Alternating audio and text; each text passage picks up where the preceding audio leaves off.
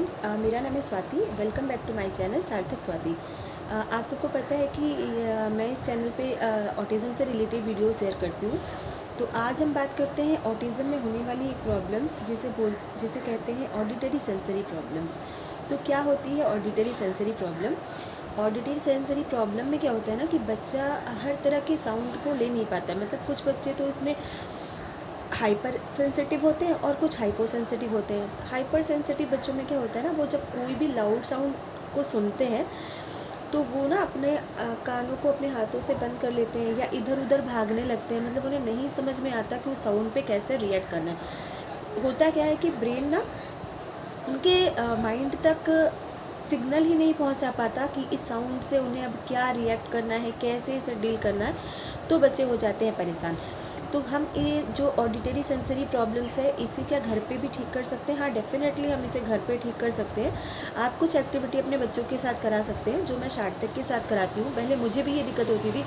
हम सार्थक को जब कोई बाहर लेकर जाते थे तो नॉर्मली अगर वो बस में जा रहा है तो बस में जब हॉर्न भी बजता था तो वो अपने हाथों से अपने कानों को बंद कर लेता था, या कहीं लाउड म्यूज़िक हो रहा है, कहीं डीजे बज रहा है, तो उस समय भी उसे बहुत दिक्कत होती थी।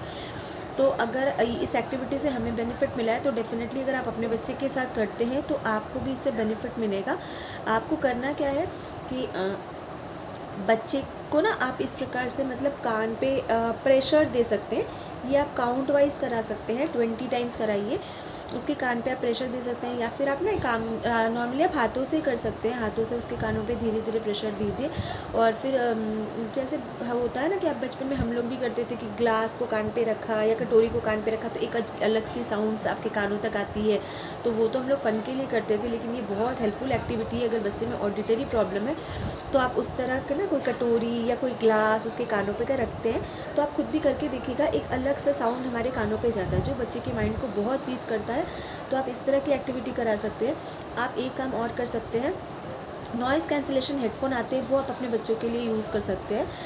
और या फिर आप एक और भी काम कर सकते हैं, जैसे आप अपने फैमिली मेम्बर्स के साउंड में मतलब वॉइस में कुछ साउंड्स रिकॉर्ड कर लीजिए। राइम्स हो, कोई कोटेशन हो, या बच्चे के लिए कोई स्टेटमेंट हो, आप कुछ भी रिकॉर्ड कर सकते हैं और हेडफोन पे ना बच्चों को वो सुनने के लिए दे सकते हैं। जैसे मान लीजिए बच्चा बहुत ज़्यादा परेशान है, आपको नहीं समझ में आ रहा है कि रीज़न क्या है, वो क्यों इरिटेट हो रहा है, तो आप खुद से कोई राइम आपने गाया है या राइम्स कुछ रिकॉर्ड करके रखे अपने आपकी वॉइस पे, तो वो चला दीजिए आप।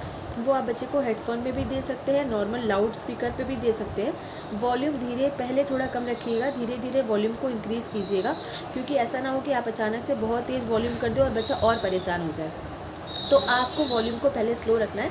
जब बच्चा उसे एक्सेप्ट कर लेता है तो आप उस वॉल्यूम को धीरे धीरे से इंक्रीज़ कीजिए। तो ये आपको बहुत बेनिफिट देगा। धीरे धीरे बच्चे में ना साउंड से रिलेटेड प्रॉब्लम्स आपके सॉल्व हो जाएंगी। और भी आप एक काम कर सकते हैं, आप अपने बच्चों को ना चैंटिंग्स, मतलब आप जैसे ओम चैंटिंग है, ये आप सुना सकते हैं बच्चों को। ये बहुत हेल्पफुल होती है। मंदिर की जो बेल होती है, मतलब जो घंटी की आवाज़ होती है, वो भी बहुत बच्चों को हेल्प करती है ये ऑडिटरी सेंसरीज़ को रिजॉल्व करने के लिए। नॉर्मल हम एक थाली चम्मच ले सकते हैं, उसे धीरे धीरे से बजा सकते हैं। वो आपको एकदम धीरे धीरे से करना है, बहुत ज़्यादा जोर मत कीजिएगा कि बच्चे को कुछ हार्म हो। आप धीरे धीरे से वो उसके साउंड को भी प्रोड्यूस कर सकते हैं, वो बच्चे को इंट्रोड्यूस करा सकते हैं। तो ये सारे एक्टिविटीज़ अगर आप बच्चे के साथ करते हैं तो बच्चे को बहुत हेल्प होता है। धीरे धीरे से वो ना आप खुद ही देख पाएंगे, जब वो कहीं बाहर जाता है या किसी फंक्शन वगैरह में जाता है तो वो ये बिहेव नहीं करेगा। धीरे धीरे वो साउंड से खुद को रिलेट कर पाएगा और उसे इतनी ज़्यादा एंजाइटी या इतनी ज़्यादा दिक्कत नहीं होगी।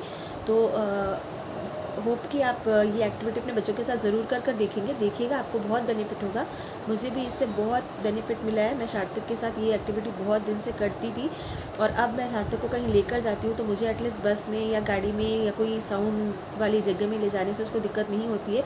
वो हर जगह पे आराम से जा सकता है, वहाँ पे जाकर उसको ये प्रॉब्लम तो नहीं होती। हाँ, प्रॉब्लम्स तो इसमें बहुत सारी होती हैं, कभी कभी सेंसरी ओवरलोड हो जाता है, उसे थोड़ी बहुत दिक्कत होती है, लेकिन हाँ, वो अब कानों को बंद नहीं करता या साउंड वाली जगह में जाने से इरिटेट नहीं होता है। तो ये सारी प्रॉब्लम्स उसकी रिजॉल्व हो गई है। तो आप भी अपने बच्चों के साथ ये एक्टिविटी कीजिए और देखिएगा आपको बेनिफिट ज़रूर होगा।